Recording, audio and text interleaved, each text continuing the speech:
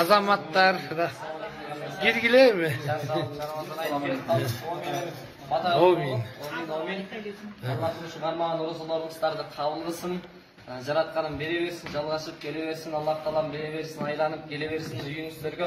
Аллах таалам жаланган жакшылыгын жаадырып, берекесин жаадырып турсун.